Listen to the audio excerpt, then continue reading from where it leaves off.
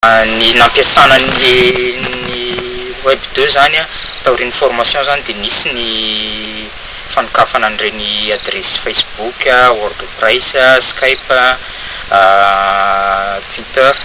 dia isan'ny miasa be dia be tao amin'ny fampandrosoana an'ilay asa zany zay satria nitombo ny seraseranay ka afaka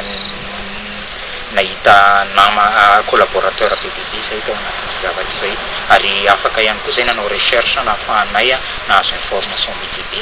ny fianaranay ny web 2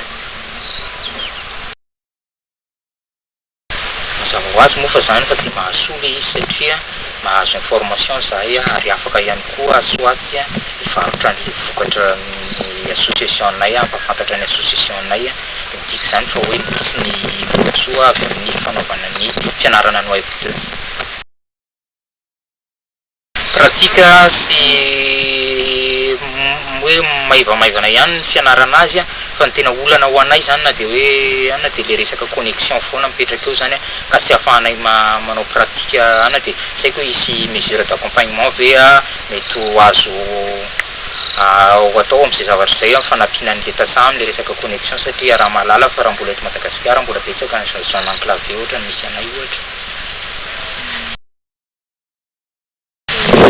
zay moa zany ny etaeta dia hoe mba hisy tsy haiko hoe fanampiana amin'ny alalan'ny connexion na ohatran'izay atao amin'ny mpiara-miasa ny alternance dia miankina amin'izay resaka connexion zay zany tena ny fehizana satria mbola somary atao hoe raha tsy afaka manao pratika dia mety indraindray raha toy amin'ny fianarana informatika sy ny anay aloha dia miverina any amin'ny anay any raha ohatra ka tsy atao matetika le izy fa voafehy zany izy rapeto fa misy voafehy fianarana moa zany hoe tsy kelikely ao anatiny manitatra azy indrindra moa zany dia sy may dia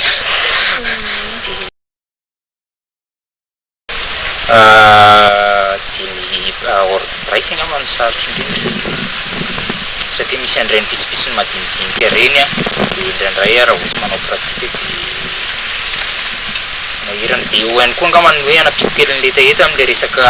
traitement na sary sy ny ana zany tokony misy ihany koa fanampiana satria hita hoe mbola somary tsy dia ampy loatra zany zay zavatra zay na resaka photoshop zany na resaka famadihana an'ilay resaka film